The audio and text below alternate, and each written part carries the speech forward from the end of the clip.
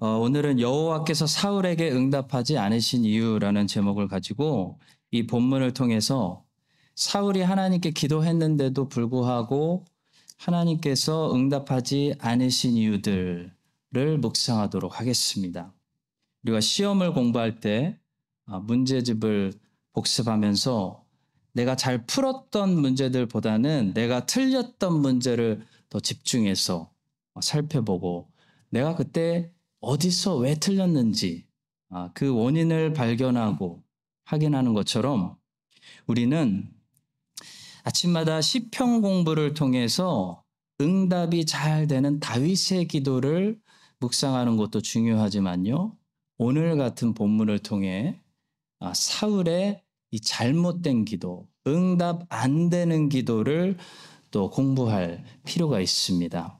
한번 틀렸던 문제는 더 열심히 공부하고 기억하기 때문에 또 틀릴 확률이 낮아지는 것처럼 오늘 새해를 시작하는 이 첫 주일 예배 때 우리는 먼저 사울의 매우 잘못된 기도를 묵상하면서 올 한 해 동안 기도를 우리가 틀리지 말고 항상 바른 기도로 다윗의 기도로 하나님께 많이 응답받는 그런 풍성한 한 해가 될 수 있기를 간절히 바랍니다.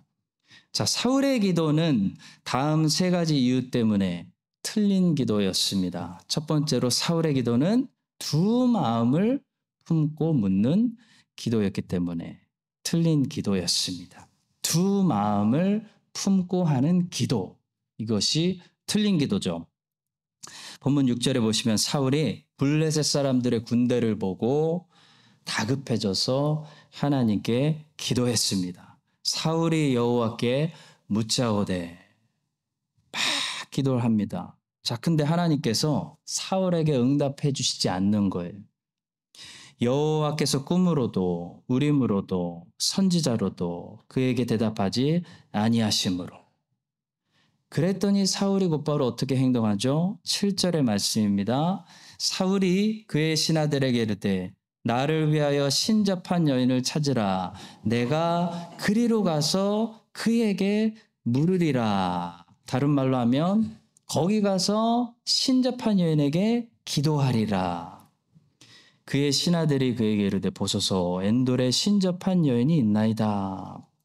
사울은 여호와께 물었다가 여호와로부터 답을 못 얻으니까요. 바로 다른 데 가서 기도하는 두 마음을 가지고 있었다는 것입니다. 제가 대학교 때 아는 동생이 있었는데요. 여자친구가 없었어요. 저 말고 그 친구가 사귀자고 하면 맨날 딱지 맞고 오는 거예요.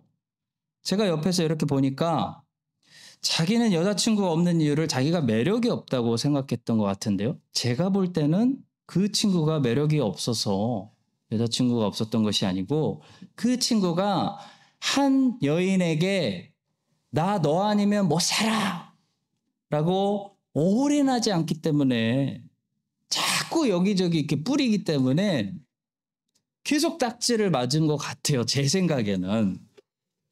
그러니까 자매들이 보기에는 이 오빠는 나 아니면 다음 사람에게 가서 또 사귀자고 물어볼 남자인데 누가 이 오빠와 사귀려고 하겠습니까? 근데 여러분 사울이 정확히 그걸 하고 있는 거예요. 하나님한테 먼저 물어보고 하나님한테 딱지 맞으니까 신접한 여인에게 찾아가가지고 무당에게 물어보고 있는 것입니다. 사울은 하나님께 딱지 맞고 나서 내가 하나님께 뭘 잘못했을까? 하나님이 나에게 왜 화가 나셨을까를 생각하지 않았어요. 사울이 하나님께 딱지 맞고 나서 회개했다는 말씀 전혀 찾아볼 수 없습니다. 이력서를 우리가 뿌린다고 하죠. 이력서를 한 군데 넣어보고 안 되면 그 다음에 넣어보는 것이 아니라 이력서를 여기저기 한꺼번에 막 뿌리는 겁니다. 아무데나 걸려라. 낚시하는 거랑 비슷해요. 자, 워낙 취직하기가 어렵기 때문에 이력서는 이렇게 여기저기 뿌려볼 수 있다고 생각합니다. 근데 기도는 그렇게 여기저기 뿌리는 것이 아니라는 것이에요. 기도는 다른 말로 하면 하나님께 집중하는 것이 기도입니다. 우리가 다시 하나님께 기도를 시작했다는 것은 다시 다른 것들을 보지 않고 하나님께 집중하기 시작했다라는 영혼의 상태를 가리키는 거죠. 기도는 하나님만 바라보고 있는 영혼의 상태를 말하는 것입니다. 그래서 기도하는 사람은 다른 곳을 여기저기 뿌리고 다른 곳을 바라보지 않게 됩니다. 이 시선이라는 것이 한 번에 두 곳으로 나누어질 수 없는 것처럼, 제가 앞을 보면서 옆을 동시에 쳐다볼 수 없는 것처럼, 진정한 기도도요, 두 곳으로 마음이 나눠질 수 없다는 거죠. 하나님께 기도하고 있는 사람은 다른 곳에 가서 기도하고 있지 않습니다. 사울이 신접한 여인에게 지금 기도하고 있다는 사실 자체가 사울은 하나님께 기도한 적이 없다, 형식만 했다라는 것을 말해주는 거죠. 두 마음을 우리가 가지고 산다는 것은 하나님의 것과 내 것을 가지고 이 땅에서 살아간다라는 것을 말합니다. 그것이 두 마음입니다. C.S. 루이스는 고통의 문제라는 책에서 우리 죄인들은 조금이라도 내 것을 가지려는 이 속성을 가지고 있다라고 말했습니다. 그래서 우리는 헌금을 드릴 때도 내 돈 중에서 일부를 드리는 것이 헌금이라고 생각합니다. 우리는 헌신도 내 시간에서 일부를 바치는 것이 헌신이라고 생각해요. 근데 하나님은요, 절대로 한 번도 여러분과 저의 것을 달라고 말하신 적이 없어요. 하나님은 하나님의 것을 달라고 말하시는 거예요. 하나님의 것을 드리는 것이 헌금이고 하나님의 것을 드리는 것이 헌신입니다. 성경은 모든 시간, 모든 재물, 너의 영혼, 너의 생명, 내 몸도 네 것이 아니라 하나님의 것이다 라고 말씀하고 있어요. 그래서 우리는 하나님의 것을 가지고 즐기고 필요한 대로 받아서 쓰기도 하고 누리게 되어 있는 그런 하나님 의존적인 피조물이지, 내 것을 따로 만들어서 독립적으로 살아가도록 만들어지지 않았다는 것입니다. 집으로 비유하자면 우리는 항상 그런 것 같아요. 다 쓰러져 가더라도 내 집을 마련하려고 평생 애를 쓰지 않습니까? 근데 하나님은 궁궐 같은 하나님의 것을 우리에게 빌려주시면서 하나님의 집에서 나에게 렌트하면서 즐겁게 살아라 라고 말씀하는 거예요. 집으로 비유를 하자면. 여러분, 집 사지 말고 다 렌트하시라는 거 아닙니다. 오해하시면 안 돼요. 집을 사시더라도 그 집을 하나님께 내가 지금 받은 렌트하고 있구나라는 마음으로 사셔야 된다는 거예요. 모든 것이 내 것이 아니라 하나님의 것이라는 거예요. 그래서 인정하고 사는 것이 두 마음이 아니라 한 마음으로 사는 신자의 모습인 것입니다. C.S. 루이스는 말합니다. 그들은 하나님께 여기는 당신 소관이 아니라 제 소관입니다 라고 말할 수 있는 곳을 우주 안에 한 구석이라도 얻게 되기를 바랐습니다. 그러나 그런 구석이라는 것은 있을 수 없습니다.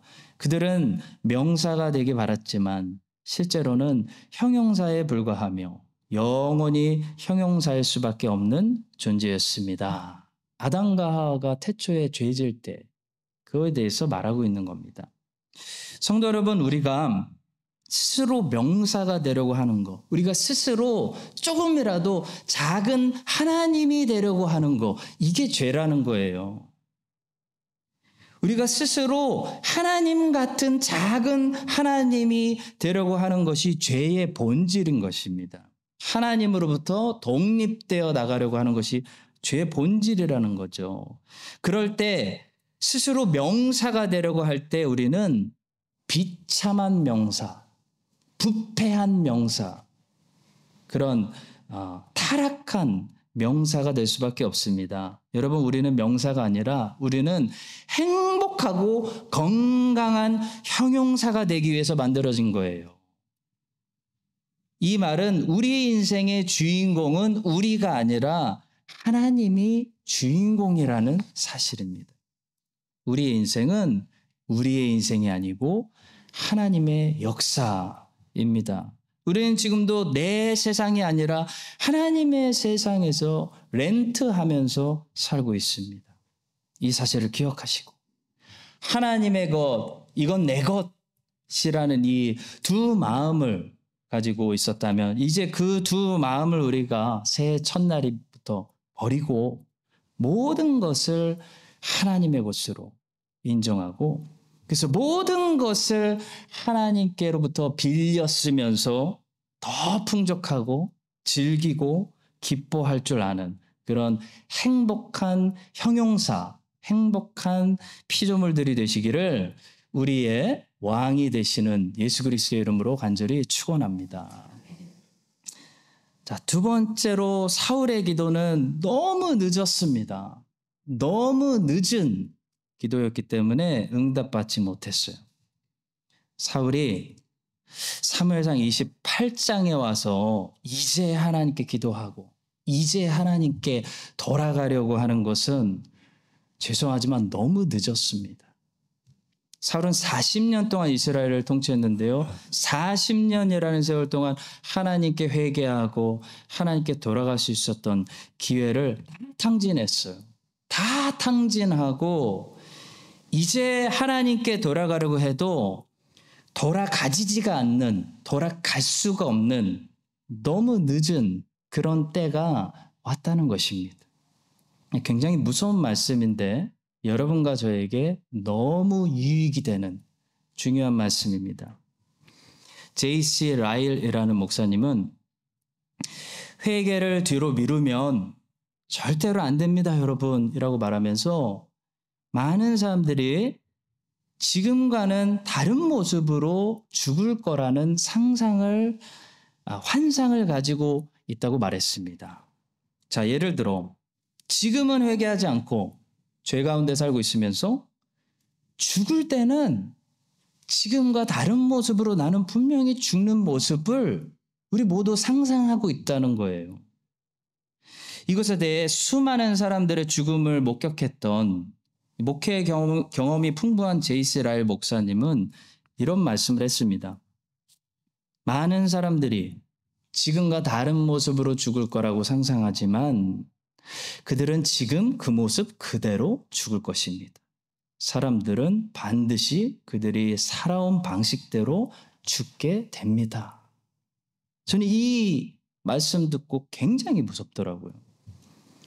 제 자신을 돌아보니까 저도 그런 상상을 하고 있더라고요. 지금은 그렇지 않으면서 나중에는 분명히 나는 잘하고 있을 거야. 지금은 그렇게 살고 있지 않으면서 미래에는 나는 분명히 그렇게 살고 있을 거야. 10년 후에는 20년 후에는 나는 분명히 그런 목사가 되어 있을 거야. 그런 막연한 상상을 하고 있는 제 자신을 발견했습니다. 그런데 안 변하면 어떡하겠습니까? 한 번도 그걸 의심 안 해봤는데요. 안 변하면 어쩔 거예요? 10년 후에도 20년 후에도 만약에 지금 제 모습으로 살아가게 된다면 저는 어떻게 해야 되겠습니까? 더 두려운 것은 지금 이 모습으로 죽어서 하나님 앞에 제가 서게 되면 어떻게 될까요? 여러분은 다 자신 있으세요? 지금 죽으셔도 지금 그 모습으로 하나님 앞에 설 수 있겠습니까?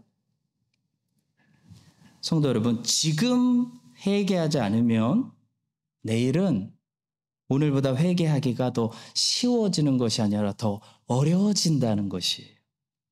회개도 은혜를 주셔야 죄인이 회개할 수 있는 거거든요.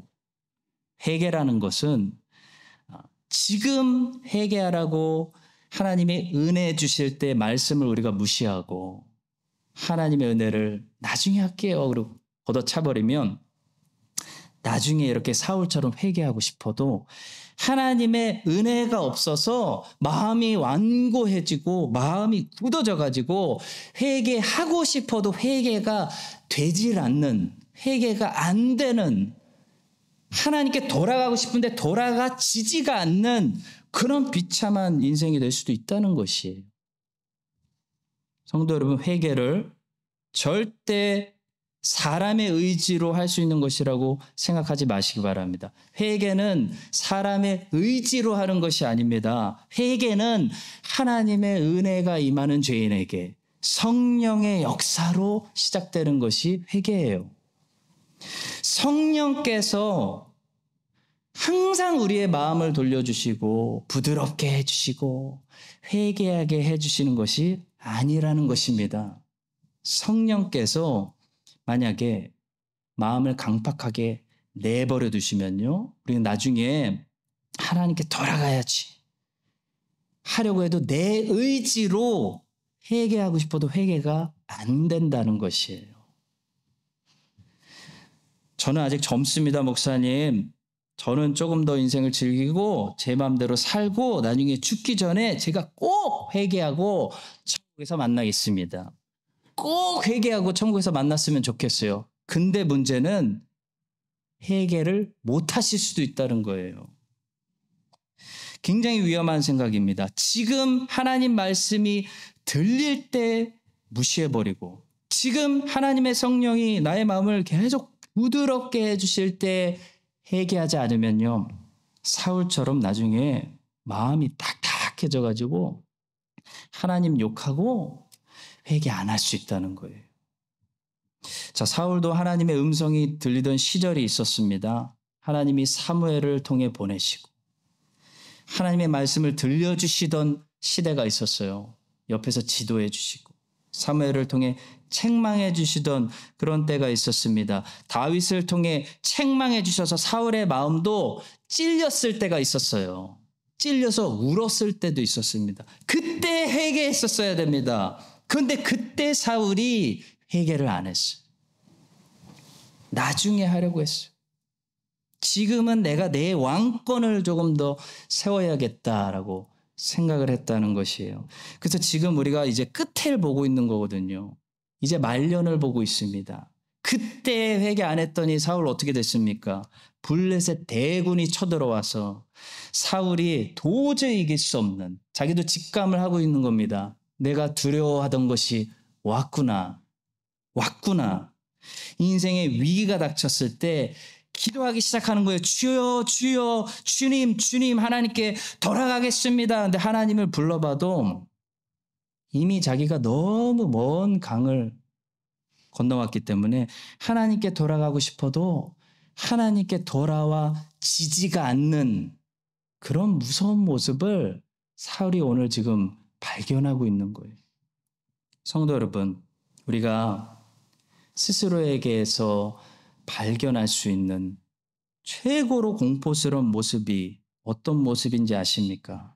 회개하고 싶어도 회개가 더 이상 되지 않는 딱딱하게 굳어버린 모습이 우리가 인생에서 발견할 수 있는 최고의 공포스러운 모습이에요. 절대로 그런 모습을 발견하시면 안 됩니다. 저는 공포 영화를 안 좋아합니다. 잔인한 것을 못 봅니다.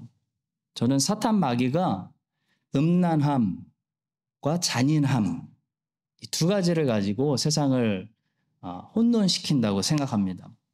사탄은 음란함과 잔인함, 곧 살인과 간음을 가지고 세상을 악하게 몰아가죠. 여러분, 그동안 살아오시면서 여러분들이 목격한 제일 그 무서운 공포의 장면은 무엇이었는지 궁금합니다. 저는 어렸을 때 보았던, 제 기억이 맞다면 전설의 고향이라는 게 있었어요. 웃으시는 거 보니까 맞는 건. 전설의 고향, 그 항아리 뚜껑. 그게 너무 무서워서 지금까지도 잊을 수가 없어요. 성인이 되어서는 그 척키라는 영화 혹시 보셨나요? 사탄의 인형이라고. 혹시 보셨어요? 보시면 안 되죠. 왜 보셨어요? 저 척키라는 영화를 봤는데 제가 봤던 영화 중에 제일 공포스럽고 무서웠던 것 같습니다. 근데 여러분, 척키보다 훨씬 더 무서운 장면이 있어요. 공포스러운, 여러분도 절대 보시면 안 되는 그런 장면이 있는데 그게 무엇인지 아십니까? 사울의 이 장면이에요. 지옥 문이 지금 열려서 사울을 삼키기 일보 직전인데 회개를 하고 싶어도 하나님 회개하고 싶어요 해도 너무 늦어버렸어요.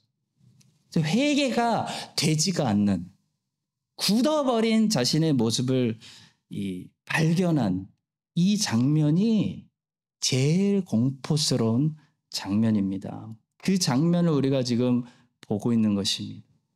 사울은 회개를 하고 싶어도 회개를 못했습니다. 너무 늦어버렸어요. 하나님의 은혜가 그를 떠났습니다. 하나님의 영이 사울의 마음을 더 이상 부드럽게 해주시지 않으셨습니다.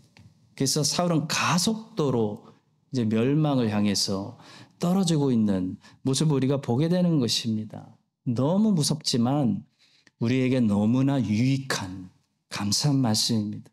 성도 여러분, 우리 모두 너무 늦지 않게 회개해야 됩니다. 회개할 수 있는 성령의 은혜 때에 회개해야 돼요. 그리스도의 말씀이 들릴 때 순종해야 돼요. 세상에서 절대로 미루면 안 되는 것이 몇 가지 있는 것 같습니다. 사랑하면 사랑한다고 그때 말해야 하는 것과 하나님 앞에 지금 하나님 말씀 들릴 때 회개하고 순종해야지, 내일로 미루면, 내년으로 미루면 그때는 못할 수도 있다는 사실이에요. 이 사실을 꼭 우리가 기억하고요. 여러분과 제가 하나님께서 은혜 주실 때 성령께서 빛으로 조명해 주시고 우리의 마음을 부드럽게 해 주실 때, 하나님 아버지께로 이끌어 주실 때 온전히 하나님께 돌아가고 하나님께 회개하고 영생과 구원을 얻는 우리 모두가 될 수 있기를 예수님의 이름으로 간절히 축복합니다. 자, 마지막 세 번째로, 사울은 그동안 어떤 삶을 살았냐면 은혜의 방편들을 소중히 여기지 않았기 때문에 이제 와서 기도할 수 없었다는 사실입니다. 여러분, 은혜의 방편들을 소중히 다뤄야 됩니다. 6절의 말씀해 보시면 사울이 하나님께 물어도 여호와께서 꿈으로도 우림으로도 선지자로도 그에게 대답하지 아니하심으로 라고 말씀하고 있는데요. 여기서 우림은 대제사장이 가슴에 이렇게 주머니가 있는데요. 그 주머니 속에 넣고 다니던 돌 조각으로서 하나님께 하나님의 뜻을 물을 때, 하나님 yes, no, OX 라고 부를 때 대제사장이 사용하던 이 거룩한 도구를 말합니다. 자, 하나님께서는 자기 백성에게 하나님의 뜻을 알리실 때 선지자를 보내셔서 말씀하기도 하시고, 또 바로 왕이나 느부갓네살 왕의 경우처럼 꿈을 통해서나 환상을 통해서도 말씀하셨는데요. 또 다른 한 가지 방법으로 하나님께서는 이 대제사장의 우림과 둠밈을 통해서 하나님의 뜻을 하나님의 이것이 내 뜻이다, 하나님의 백성들에게 친히 전달하셨다는 것입니다. 자, 그런데 사울은 이러한 축복된 은혜의 방편들을 소중히 여기지 않았다는 거예요. 그의 가치를 몰랐다는 겁니다. 가치를 몰랐어요. 그게 그렇게 좋은 건지를 몰랐다는 거예요. 그래서 소중한 선물로 감사함으로 받고 그걸 아끼고 한 것이 아니라 어떻게 했죠? 노베 가서 화나가지고 85명의 제사장들을 다 죽여버렸어요. 그리고 하나님의 선지자였던, 하나님의 말씀이 들리던 그 사무엘과 다윗을 대적했어요.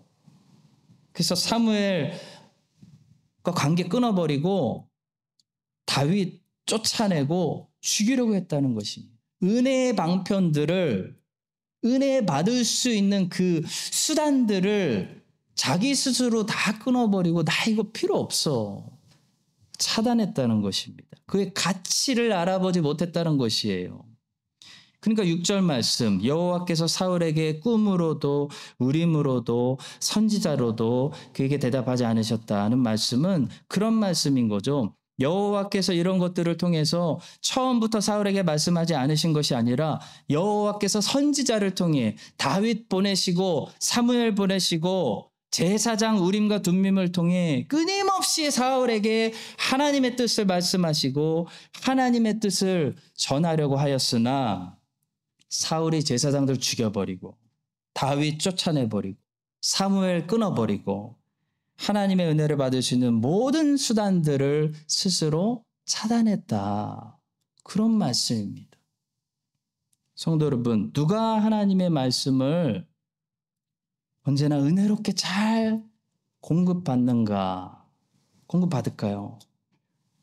하나님의 말씀을 받을 수 있는 수단을 소중히 여기는 사람들이 하나님 말씀을 잘 받는 것입니다. 성경을 사랑하고 성경을 소중히 여기는 사람이 하나님 말씀을 잘 받는 거예요.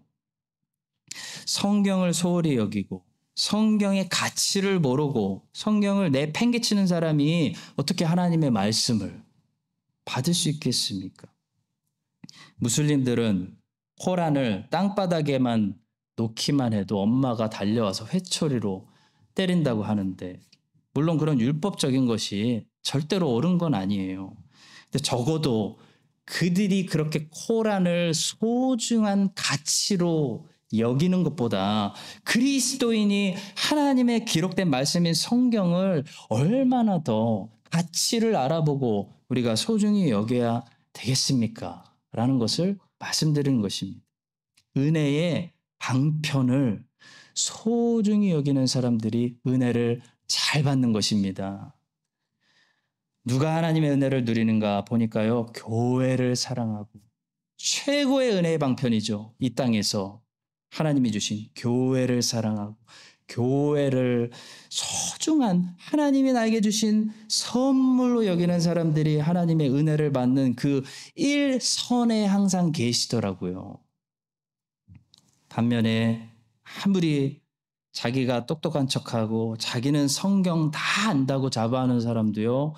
교회 소중하게 생각하지 않고 교회 욕하고 쉽게 비판하고 하는 사람들은 결국 하나님의 은혜에서 점점 더 떨어져 나가는 것을 보게 됩니다.